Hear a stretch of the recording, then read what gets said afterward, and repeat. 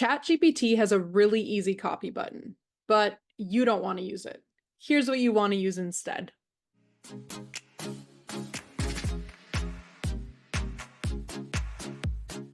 So let's say we're a third grade teacher and we want ChatGPT to create a lesson plan for photosynthesis for third graders. So I'm going to let ChatGPT run, but eventually we're going to want to take pieces of this or all of it and bring it over to a Word document or over to a Google document.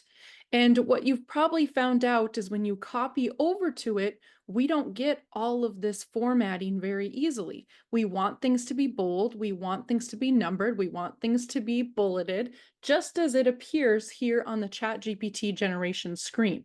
So I'm going to show you what it looks like here when it finishes when we use this copy button. So it's really easy to just click copy and come over to a Google document or a Word doc and do a Command V or a Control V on a PC computer. But what you'll notice is we have all of this coding, this text formatting coding, and we don't want all this, right? We want it to be bold or we want it to be a heading, whatever it's supposed to be. We want these to be bulleted. And so what we have to do is we have to copy this a different way. Now, yes, is it true that the way to fix this easily would be if I did a Command F or a Control F and I found all of the hashtags in this specific document, I dropped them in here, and then I went here and I said replace with nothing, replace all, and then they all went away, right? Now I just have some hashtags. I can say replace all with nothing, they go away. And now I have these little asterisks. So can I go through and replace all these really quickly? Yes, but I still don't have all of that bolding. So I got rid of all that different formatting with the hashtags and the asterisks, but it still doesn't look very good, right? I wanted all of this bold situation going on here. So here's what you can do instead. I want you to pick the pieces that you want to copy over, and you're actually going to click and drag over to highlight. When we do this, then it will bring that formatting with us. So I'm going to Command C on a Mac or your Control C on a Windows computer, and I'm going to bring this over. I'll come down to a new page here, and I'm going to Command V or Control V on a Windows, and you can see it brought all of the formatting with. So this is what I want to do. I do not like to use this copy button because the formatting does not stick when I bring it over. When I select what I want, because I could have just selected, maybe I only wanted the materials needed, or maybe I want to say create a vocab list for this lesson.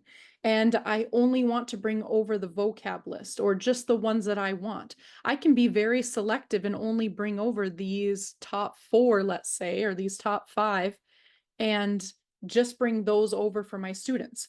I don't have to bring the whole generation over. So what's cool is when you copy and paste over ChatGPT's generation, so like I don't need this bottom part, but then for my third graders, maybe I'm only looking at these top 5 vocab words. I can just grab those and do my copy command, and I can bring those over, and you'll notice that it keeps the formatting here. So that's what we're looking for.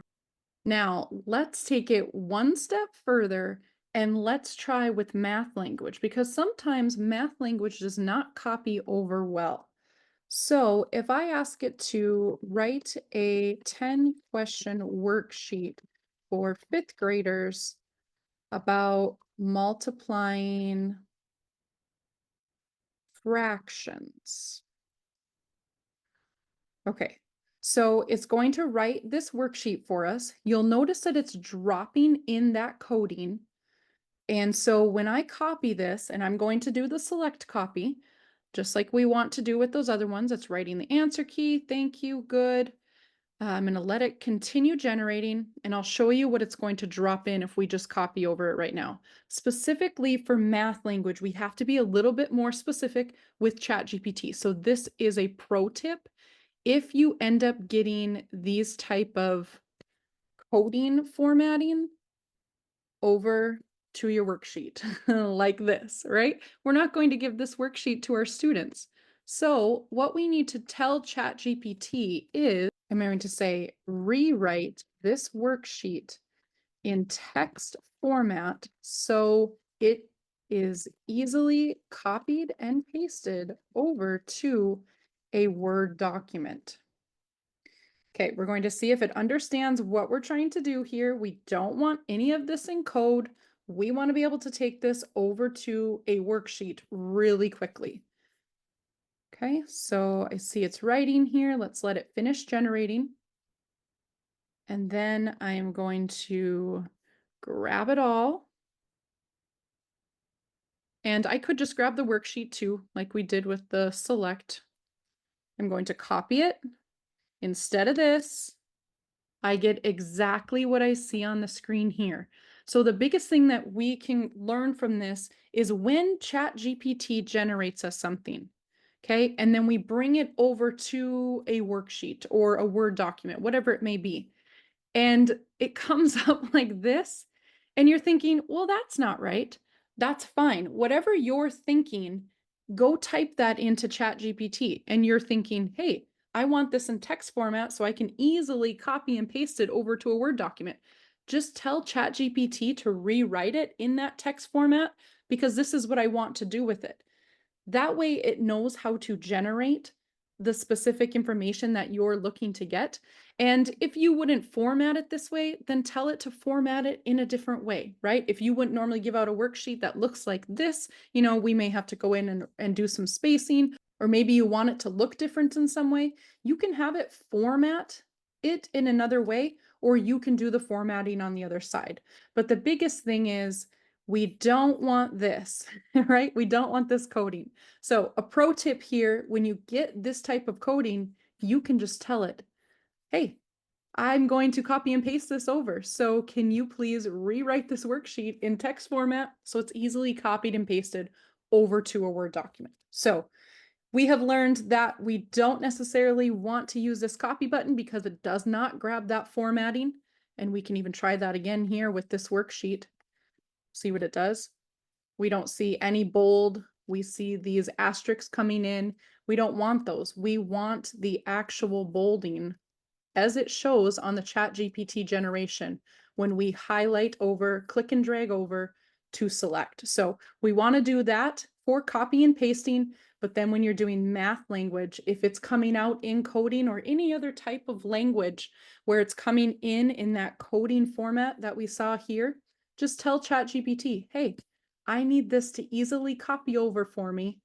And your prompt looks something like this. Rewrite this worksheet in text format so that's easily copied and pasted over to a Word document.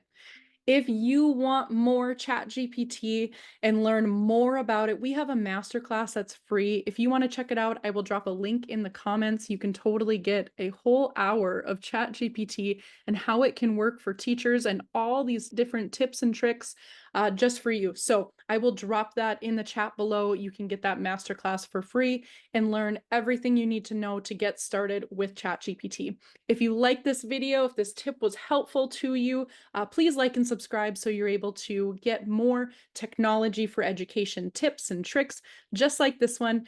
And let me know what else you're looking for. You can drop that in the comments, what you're using AI for, what you're using ChatGPT for. Let me know so I can help you in creating more videos just like this one that is going to make your life easier and creating great educational content using AI. All right, we'll see you in the next video. Make sure to go check out that masterclass.